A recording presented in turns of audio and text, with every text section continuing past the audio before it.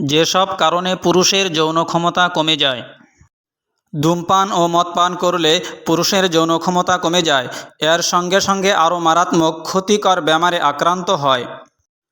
গবেষণায় দেখা গেছে, যে সকল পুরুষের লিঙ্গের উত্থানজনিত সমস্যা আছে তাদের বেশিরভাগই ধূমপান বা মদ পান করে থাকেন।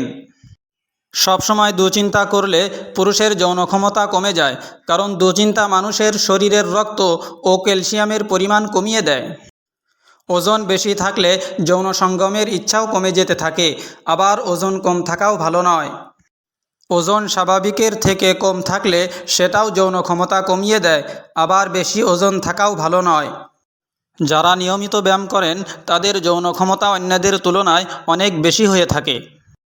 নিয়মিত ব্যায়াম করলে শরীরের রক্ত সঞ্চালনের পরিমাণও বৃদ্ধি পায়, যা আপনার যৌন ক্ষমতা বৃদ্ধিতে সাহায্য করে।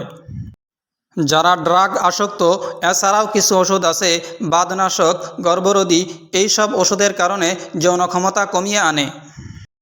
বদহজমের কারণেও যৌনশক্তি কমে যায়, কেননা খাদ্য হজম না হওয়ার কারণে রক্ত তৈরি হয়। কলিজা দুর্বল হওয়ার কারণে যৌনশক্তি কমে যায়।